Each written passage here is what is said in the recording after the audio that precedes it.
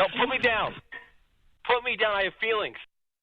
Families across the country are becoming victims to the devices meant to keep their families safe. More on how you can protect you and your family from this happening to you. A lawsuit has been filed a year after a trooper-involved shooting that killed an Indiana man. What the trooper is being accused of. It's a wintry night. I'll let you know what to expect for the rest of the week. Coverage you can count on. This is the Wabash Valley's most watched newscast with Patrice Dayton, Rodrell Moore, Storm Team 10 Chief Meteorologist Kevin Orpert, and Rick Semler Sports. This is News 10 Night Watch. It's been a long time since I've driven in conditions that were this miserable, and I felt like I was driving in a snow globe. The main roads are not bad. The side roads and alternate roads are a little slushy. It's a cold, snowy, slick night here in the Wabash Valley. As you can see in this live look outside, roads in downtown Terre Haute are very slushy. And that's something you'll have to worry about as you begin your day tomorrow.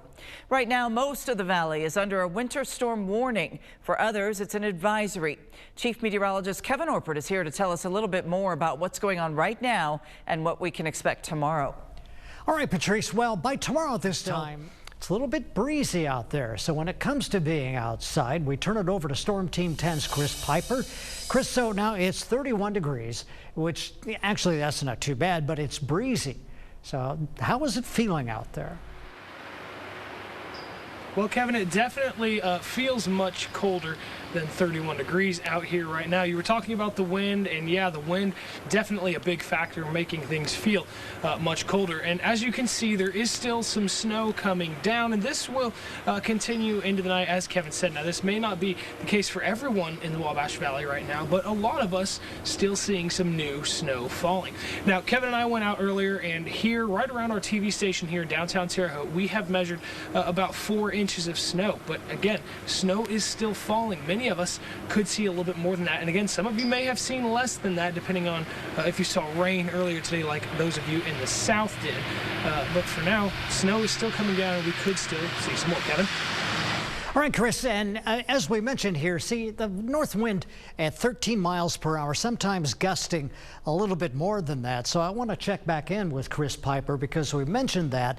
And so what are your thoughts now about the blowing and drifting of snow overnight? Well, Kevin, luckily, because, you know, it's a thing that we've been talking about all through the day today. This is a very wet and a very heavy snow. So although the wind has started to pick up a little bit, it's really not going to be such a factor of things blowing around and drifting as we go through the night. Now, although temperatures getting much colder, you combine that with the wind, and that means we could start to see some freezing. So if you're traveling out late tonight, and of course if you're traveling early tomorrow morning, take your time, because these temperatures for a little bit more than just the next 24 hours are looking like they are going to stay below that freezing mark. So this is all going to stick around for a little bit longer, and things are also going to start to freeze very quickly. For now, reporting live in downtown Terre Haute, Chris Piper, Storm Team 10, back to you. Well, with these wintry conditions, law enforcement says they've dealt with hundreds of weather-related incidents since yesterday. The most common reason for accidents, speeding. So as you head out in the morning, keep these things in mind. Give yourself extra time. Clear all ice and snow off your entire car. Don't use cruise control. Use your headlights even during the day. Be careful around bridges, overpasses, and intersections because of ice. Give yourself more distance between the car in front of you. Drive slower and avoid abrupt stops and starts, and move over and slow down for emergency vehicles and road crews. Storm Team 10's Brady Harp will be here in the morning to give you the latest on weather and road conditions. That's starting at 5 a.m. Eastern. We've also received several school closures and delays for tomorrow morning. You can see those, sign up for text alerts, and check road conditions for yourself on our website, WTHITV.com. You'll find it under the Severe Weather tab at the top of the page. The widow of an Indiana man was shot and killed by a state trooper has filed a lawsuit.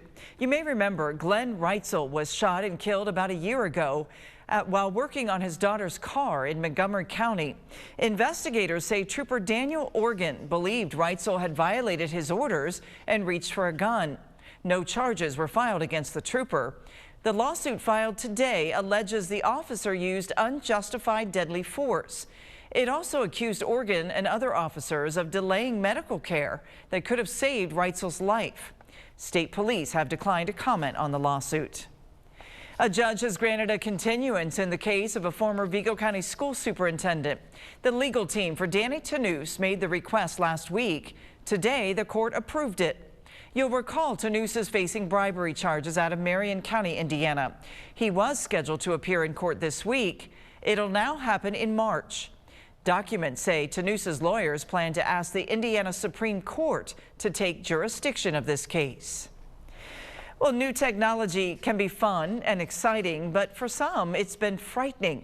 You may have seen the videos surfacing recently of security cameras being hacked. One shows a hacker watching a family and talking to them. Another shows hackers terrorizing children with creepy music. Each instance causing families to feel uneasy.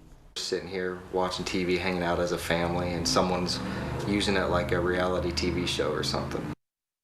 In tonight's Safety Alert, News 10's Sarah Lehman spoke with Indiana State Police. She's live in our newsroom with more on how you can keep your family safe this holiday season. Patrice, it's been a scary reality for a lot of families across the country. You buy something that you think is going to keep your family safe, but instead you get violated. So how can you keep your family safe? Very disturbing instances. Now, many people we know, of course, are going to get things like this for Christmas. So what are some more ways that we can keep ourselves safe?